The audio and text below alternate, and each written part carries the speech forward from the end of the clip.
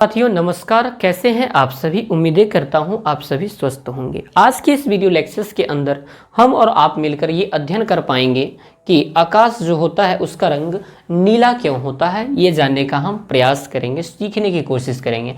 हमने पहले से बहुत सारी चीज़ों को लिख रखा है ताकि आपका टाइम और हम बचा पाएँ। आइए हम देखने का प्रयास करते हैं। हम क्या जानते हैं, ये हमारा अर्थ है और अर्थ का ये हमारा पृथ्वी है और ये बहुत सारे वायुमंडल हैं हमारे पड़े हुए। इन वायुमंडल के अंदर क्या होता है, बहुत सारे धूलकण पाए जाते हैं। जैसे ये धूलकण है, ये वाले कण है, ये वाले कण है, गैसीय कण, धूलकण, कण, बहुत सारा चीज़ पाया जाता है यहाँ पे वायुमंडल में। होता क्या है, जब सूर्य से प्रकाश ऐसे आती है तो आने के दरमियान क्या होता है, कभी बार वो ये धूलकण पे पड़ जाती हैं, कभी ये धूलकण पे, तो कभी ये धूलकण पे, तो कभी ये धूलकण पे, कहीं पे पड़ जाती हैं। और जब ये धूलकण पर पड़ती हैं तो प्रकाश क्या करती हैं, अपने आप को बिखेरती हैं, जिसे कहा जाता है प्रकाश का प्रकीर्णन।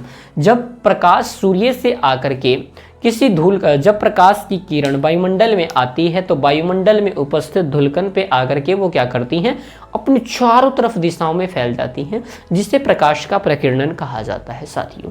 तो प्रकाश का प्रकीर्णन होता है। लेकिन प्रकाश जब आती है तो अपने साथ कितने कलर लेकर के आती है, 7 कलर के लेकर आती है, जिसे सतरंगी कहा जाता है। VIBGYOR, वैबग्योर लेकर आती है। बेजाहमी पिलाना जो आपने याद रखा होगा वो लेकर के आती है। Red, orange, yellow, green, blue, Indigo और वायलेट ये लेकर के आती हैं। लेकिन आप जरा सोचिए कि कुछ ऐसे कलर होंगे जो बहुत ज़्यादा प्रकीर्णित करते होंगे, बहुत ज़्यादा लाइट करते होंगे, और कुछ ऐसे कलर होंगे जो बहुत कम प्रकीर्णित होते होंगे।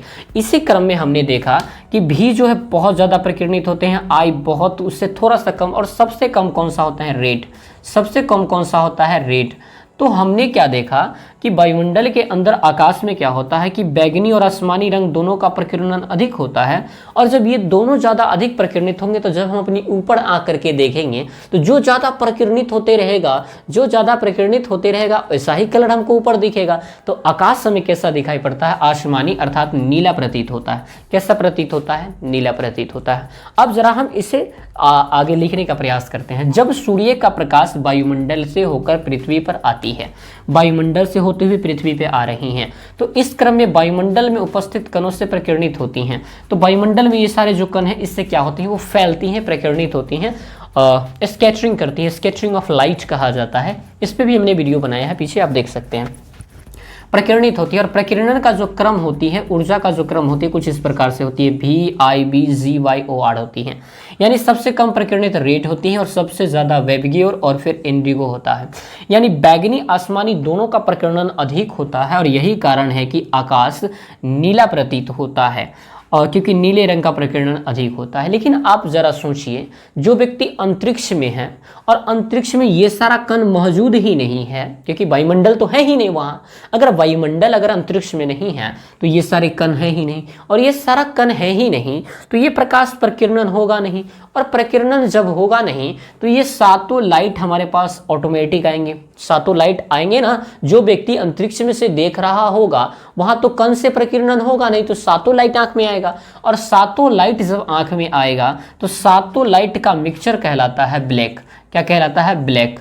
लेकिन वही अगर वर्ण के रूप में हो जाए तो वो व्हाइट होता है। व्हाइट को छोड़ दीजिए, ब्लैक होता है। तो अंतरिक्ष यात्री जब उस लाइट को एक साथ देखेगा तो उसे ब्लैक नजर आएगा। तो यही कारण है कि अंतरिक्ष यात्री को आकाश नीला की अपेक्षा काला दिखाई पड़ता है। जबकि हमें जो है, हम पृथ्वी पे हैं तो वायुमंडल के कण में है, तो कण जो है वो प्रकीर्णित करके हमारे पास बेहतरीन लाइट भेजती है, जिसे नीला रंग कहा जाता है। तो आकाश हमें नीला प्रतीत होता है। दोस्तों उम्मीदें हैं आपको चीजें समझ में आई होंगी। मिलते हैं फिर नई वीडियोज के साथ, तब तक के लिए आप सभी को जय हिंद, जय भारत।